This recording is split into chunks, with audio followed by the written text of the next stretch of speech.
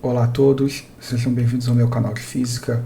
Hoje nós vamos falar da Lei Geral dos Gases, tá? Mas para você que nunca ouviu falar sobre isso, o que é um gás? Um gás é um conjunto de moléculas que ficam flutuando no espaço, tá? Então vamos começar. Aqui, ó, o gás ideal, né?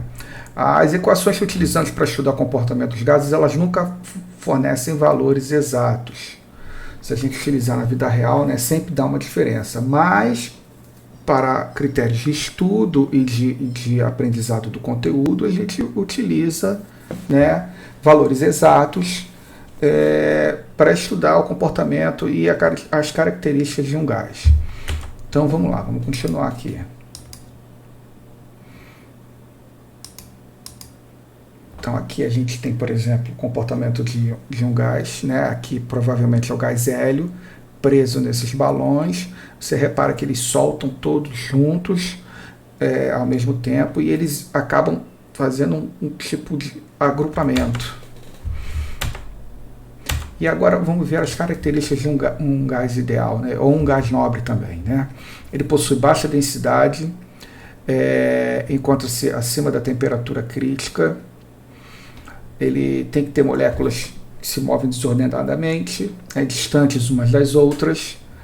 Ele possui moléculas que colidem eventualmente umas com outras e com as paredes de um recipiente, por exemplo, tá? E essas colisões elas devem ocorrer perfeitamente elásticas, tá? Então, para entender exatamente a física do que acontece no comportamento de um gás, você precisa entender de densidade. Para quem não sabe, densidade é a relação de massa e volume, ou seja, é o espaço, o volume ocupado por uma determinada massa. Aí você lembra, por exemplo, daquela relação de 1 kg de chumbo e 1 kg de algodão, né? Os dois têm a mesma massa, 1 kg, e o que diferencia os dois é o volume que eles ocupam no espaço. 1 kg de chumbo vai ficar um pedacinho pequenininho, e 1 kg de algodão vai vir um saco bem grandão, né? Vamos lá, vamos continuar aqui. O primeiro registro que a gente tem desse tipo de análise foi feito pelo Robert Boyle, que viveu entre 1627 e 1691. E aí, o que ele fez? Ele bolou um experimento para estudar o comportamento de um gás, aonde aqui nessa parte branca ele deixou um determinado gás preso a uma quantidade de mercúrio, né, que na nossa atmosfera e em determinada temperatura, né, ele fica em formato líquido, né?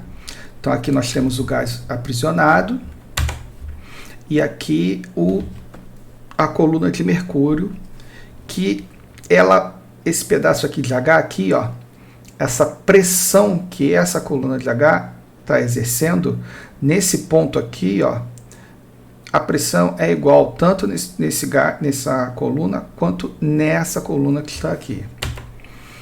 Tá? E aí é o que ele está dizendo aqui, né? A coluna de mercúrio do lado direito indica a pressão exercida sobre esse determinado gás, né? Quando ele fala lado direito aqui, acho que eu escrevi errado, né?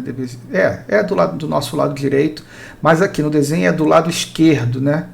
Do lado esquerdo de onde está o gás. E aí ele aguardava o equilíbrio térmico nesse ambiente, depois ele media o volume desse gás, né? E em 1676, Mariotte, um francês, né, ele confirma essa relação, e aí a gente chega à nossa primeira transformação gasosa, né? Aí aqui tem os detalhes, né, que era um físico, o Edmé Mariotte, não sei como é que fala isso em francês, tá? E ele divulgou os dados na França, e a relação é essa que está aqui, olha só. Você pode, imagina que isso aqui seja uma seringa, tá bom? Uma seringa que está cheia de ar.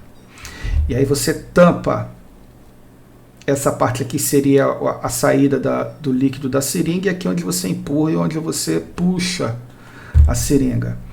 Então você pode, se você tampa a saída e você aperta o êmbolo, o que você está fazendo? Você está aumentando a pressão e, consequentemente, o que acontece com o volume do ar que está dentro da seringa, do êmbolo da seringa? ele diminui. Mas repara, essa atitude, esse comportamento, essa pressão que você exerce, ela não altera a temperatura do gás. Então você tem uma transformação onde você está variando a pressão, variando o volume, sem mexer na temperatura. Olha essa outra situação aqui. Aqui no caso, o desenho seria a condição inicial, né? Você tem um determinado volume, você tem 2 pezinhos aqui. Quando você acrescenta mais pezinhos, ou seja, o êmbolo da seringa, você aumenta a força, então você tem um aumento de pressão e diminuição do volume. Se você tira essa força, diminui, né? Agora você tem aqui um pezinho só e olha como é que ficou o volume. Você tem um aumento de volume. Então quando você diminui a pressão, aumenta o volume, né? Quando você aumenta a pressão, o volume diminui. Então pode reparar que é uma relação, o quê? Ela é inversamente proporcional. O que é uma relação inversamente proporcional?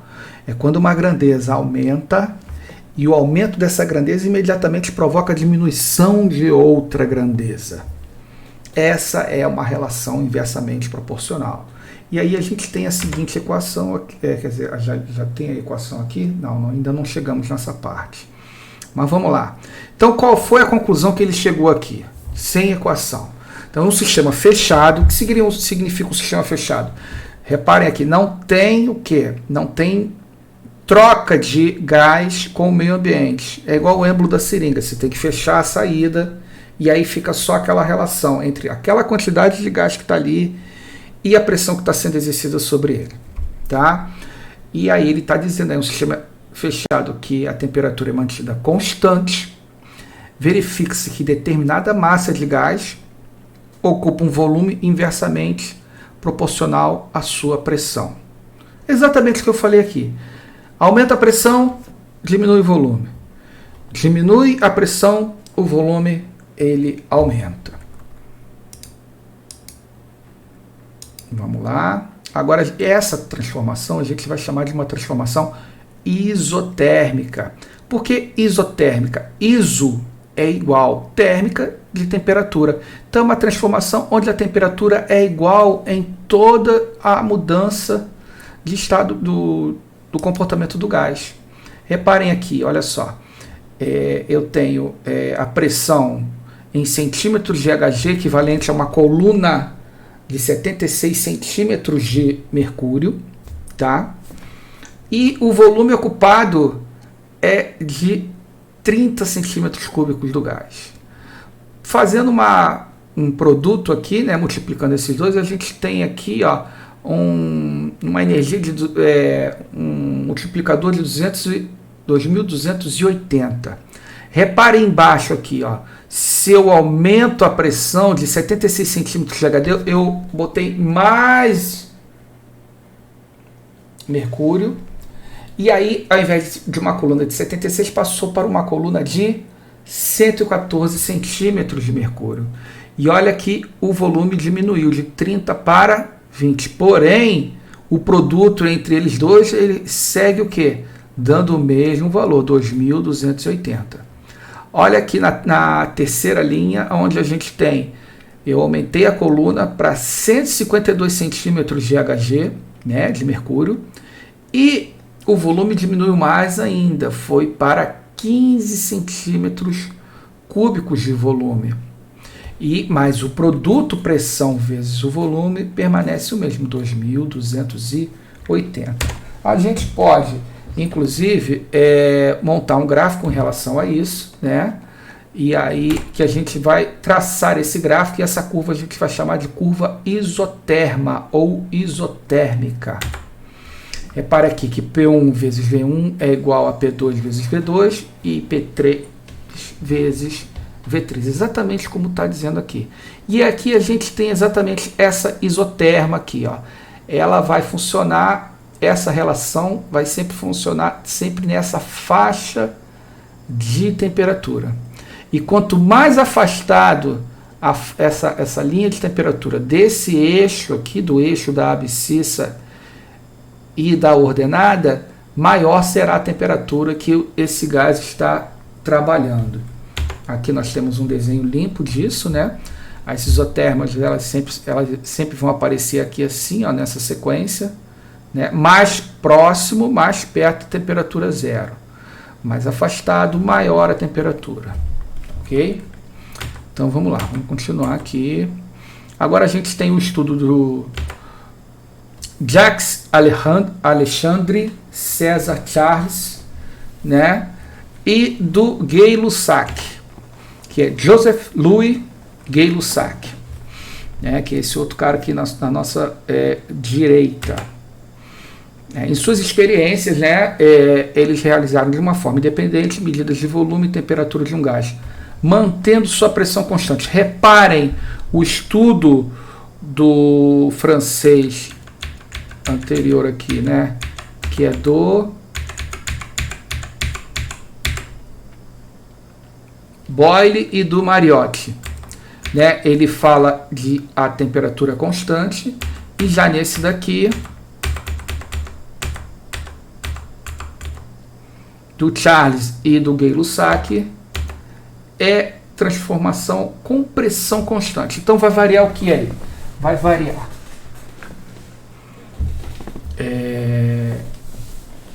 volume e temperatura. Perceberam uma coisa?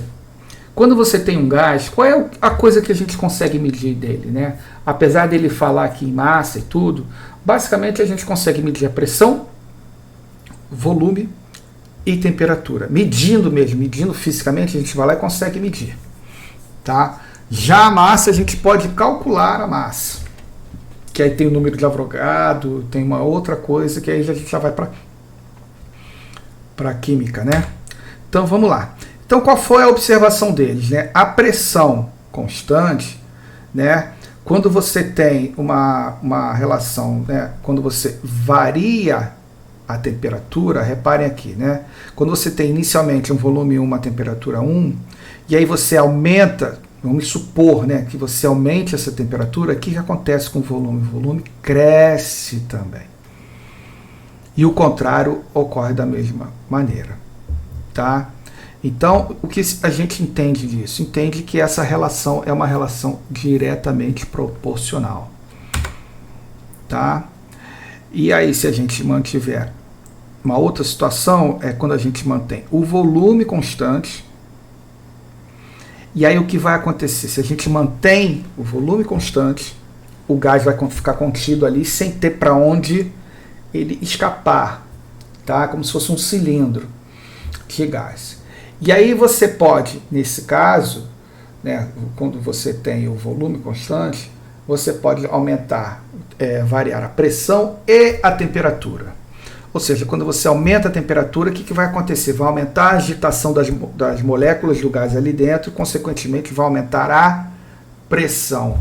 Quando você diminui a temperatura, você vai, consequentemente, diminuir as colisões entre as moléculas e também diminuir a pressão. Tá? E aí você tem essa outra relação aqui, né, que também é diretamente proporcional. Se você aumenta um e aumenta o outro, então é uma relação diretamente proporcional.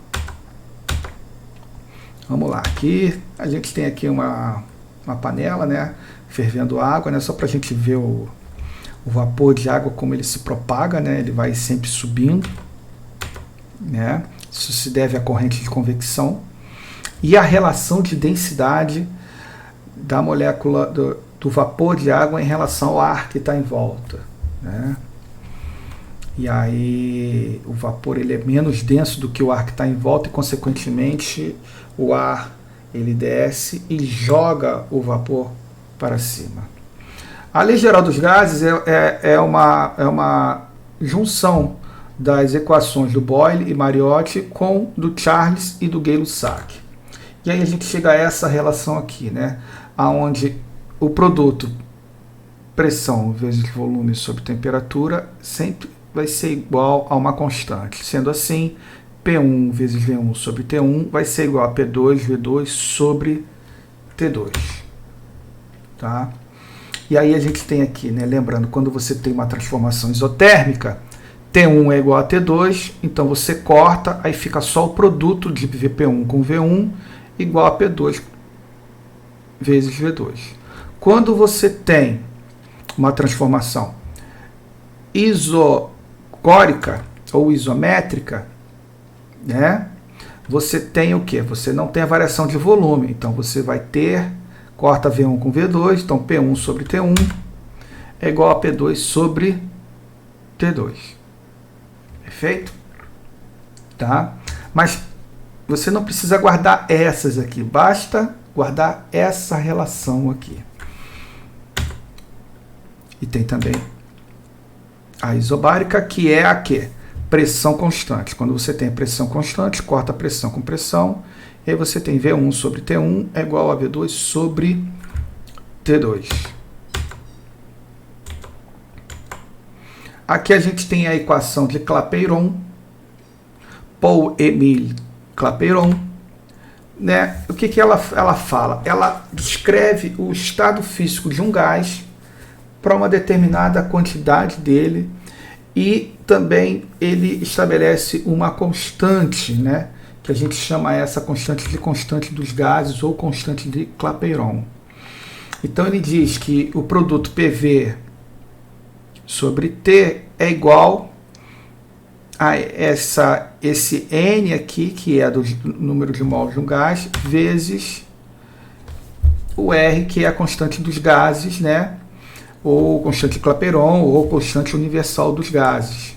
Mas a gente normalmente não encontra essa equação assim, né? A gente encontra normalmente ela é chamada de PV igual a nRT. Né? Aqui você tem o valor medido em laboratório da constante do gás, né? Que em ATM, litro por mol Kelvin, é 0,082. E em Joule por mol Kelvin é aproximadamente 8,31. Mas a gente raramente trabalha com esses valores aqui, a gente praticamente trabalha com esse. Lembrando que o estudo dos gases, a temperatura que a gente vai trabalhar é sempre absoluta. O que significa isso? A gente vai sempre trabalhar com a temperatura em Kelvin. Aí a gente tem aqui, ó, a maneira com que ela é apresentada nos livros, né? PV igual a nRT.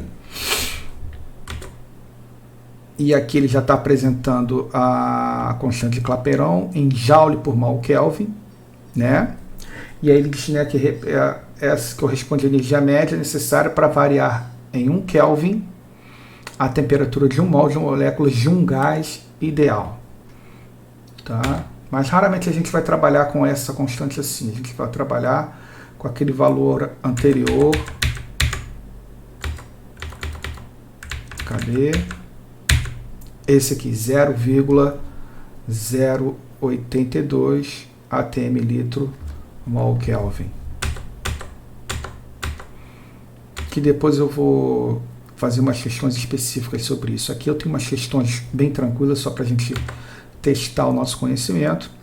Ele diz que PV, né, o produto, é igual à energia contida num gás. Que tipo de energia é essa que um gás contém? É a energia cinética dos gases, porque as moléculas estão vibrando e tudo que vibra significa dizer que está em movimento. Se está em movimento, possui energia cinética. Só que nesse caso, energia cinética molecular. Né? Aqui ele tem um lembrete aqui, né, sobre exatamente o que eu falei em relação à temperatura, tá? Que ela sempre tem que estar em Kelvin. Então vamos agora dar uma olhada em alguns exercícios.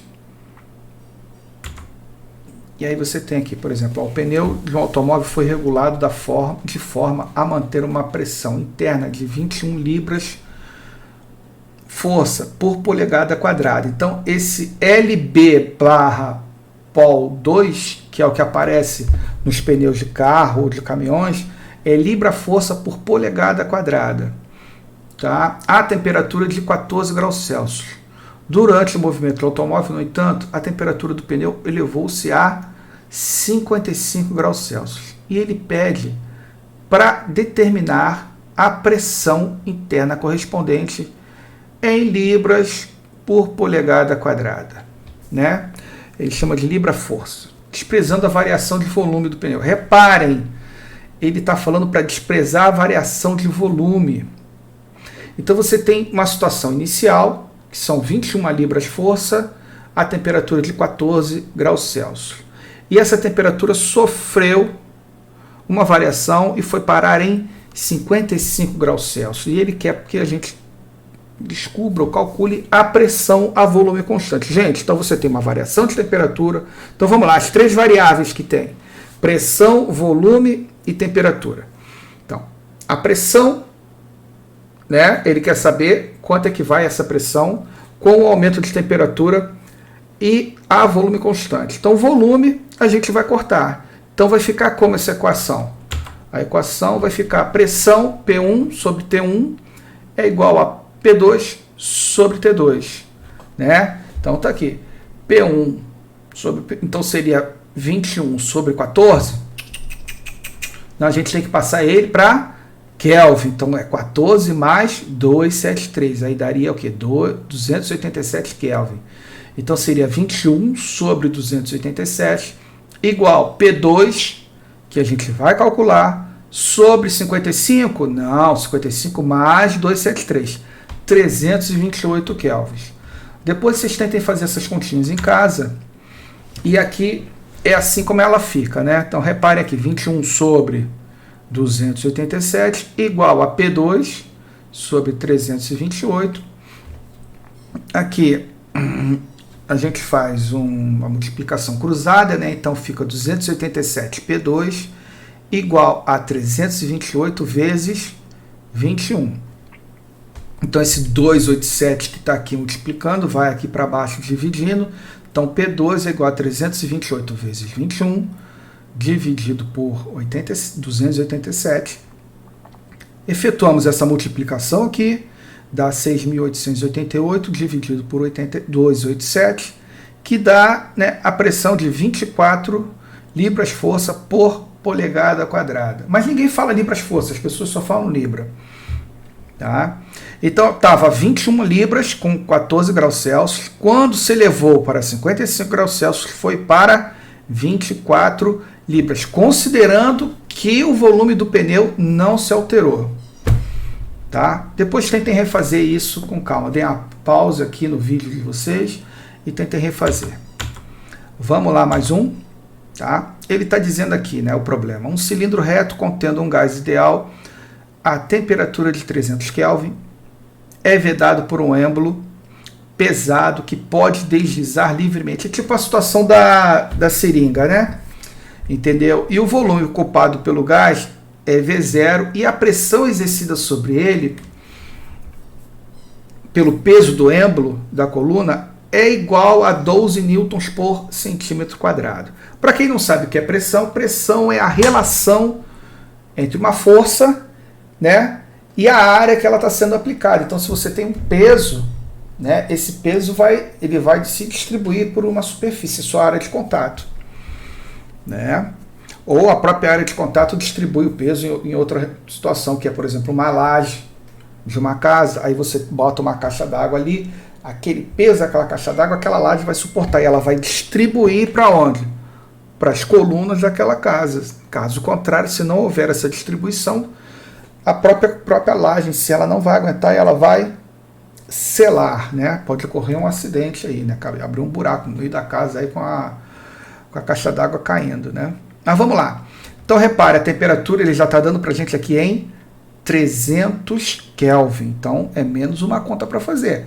Aqui a gente não vai ter que passar para Kelvin, né? Entendeu? Ele dá o V0 e ele está dando o quê? Ele está dando a pressão. Vamos ver o que ele quer.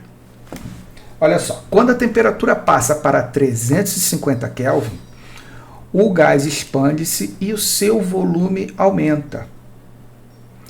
Para que ele volte ao seu valor original V0, mantendo a temperatura de 350 Kelvin, aplica-se sobre o êmbolo uma força adicional F, vertical, como mostra a figura. Então vamos entender aqui a situação, né? Deixa eu ver aqui se está... A figura não apareceu aqui, botei na ordem errada. Mas olha, vamos entender. Você tem um gás que está preso dentro de um cilindro que em cima tem um êmbolo flexível, móvel, né? Que se o gás expandir, ele sobe ou ele desce. Mas ele já tem uma determinada força, que é o peso dele lá, que é de 12 newtons por centímetro quadrado. É uma pressão exercendo. Então você aquece esse gás em 50 Kelvin, imediatamente o gás faz o quê? Ele aumenta de volume. E aí, para manter essa temperatura e voltar ao volume inicial, ele aplica uma força F. Isso é o que ele está falando. E aí vamos ver o que ele está pedindo. Ele quer determinar o valor da pressão final, né? E depois ele pede, ele dá a área em centímetro quadrado, né? E pede para calcular o valor dessa força. Tá? Então vamos ver como é que a gente vai fazer isso. Então essa aqui é a figura. Então você tem aqui inicialmente um volume inicial, tá? V0 a 300 Kelvin. E aqui está o êmbolo, que exerce uma pressão de 12 newtons por centímetro quadrado. Você aumenta a temperatura dele de 300 para 350, ele sofre um aumento aqui, ele vai sofrer um volume, um deslocamento desse êmbolo, ele sobe. E aí, para manter igual, o que a gente faz? Aplica uma força F, tipo bota um pezinho em cima.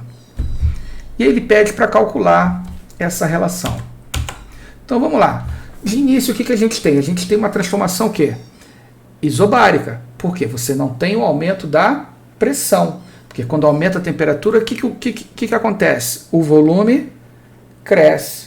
Então é uma transformação, o quê? A pressão constante. Se a pressão constante, então o PV sobre T, você vai cortar o que é essa pressão constante? Você vai cortar o P. Então vai ser V1 sobre T1 igual a V2 sobre T2. Tá?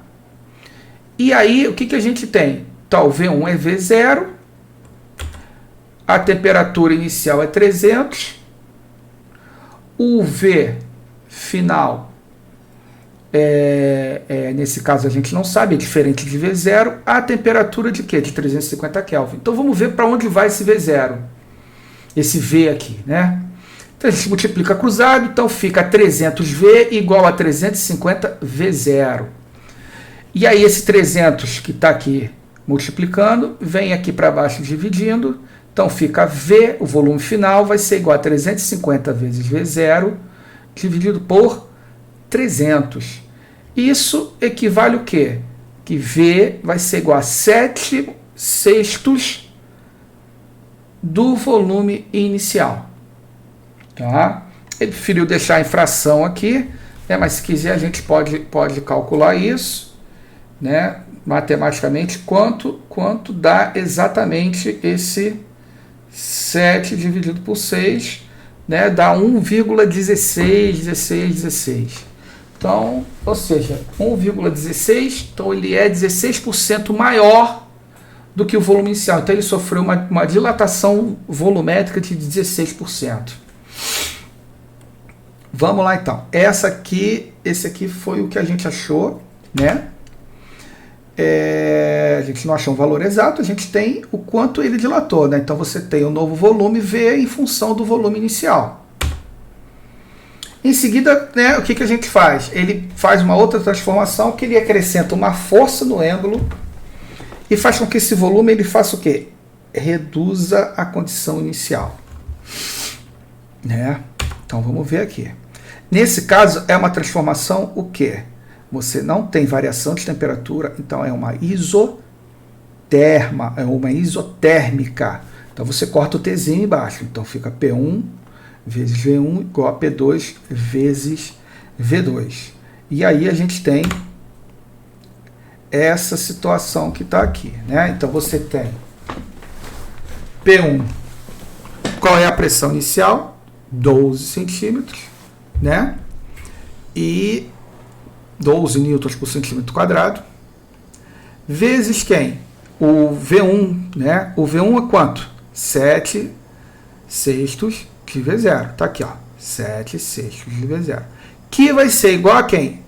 P2, que é o que a gente quer saber, vezes quem? Vezes o volume inicial.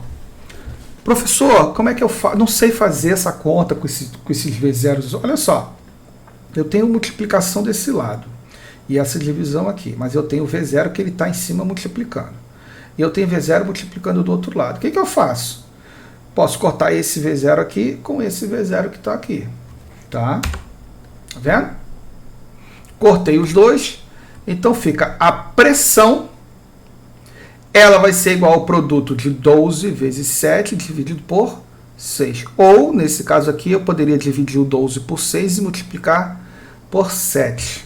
Para ficar mais fácil, né, de cabeça, né?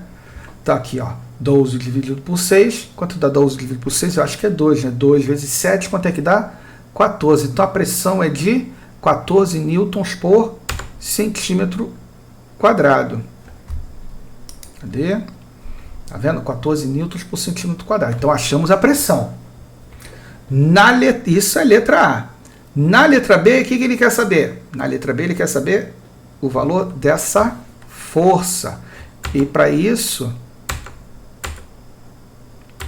o que ele faz? A gente sabe o quê? Que pressão é força sobre área, aquilo que eu falei momentos antes, né? E ele dá a área. A gente tem a pressão e a gente vai ter a área. Se a pressão vale 14 newtons por centímetro quadrado, a área que ele está fornecendo é de quanto? 225 centímetros quadrados. Então é só substituir aqui. Ou, né, a área não está aqui dividindo a força. Se eu quiser saber a força, se ela está dividindo aqui, ela vai ter que vir para cá como? Multiplicando. Então está aqui, força é igual a pressão vezes a área. Então força é igual a pressão de 14 newtons por centímetro quadrado vezes a área de 225 centímetros quadrados. Que isso aqui vai dar uma força de 3.150 newtons, tá? Essa é a força que a gente teve que acrescentar para manter na mesma temperatura e volume constante. Tudo bem? Eu acho que por hoje é só, tá? Depois eu vou preparar uma outra aula com mais exercícios sobre o estudo dos gases, tá? Um grande abraço, qualquer coisa, qualquer dúvida, só escrever aí, entendeu? Que eu responderei assim que possível. Um grande abraço a todos. Valeu!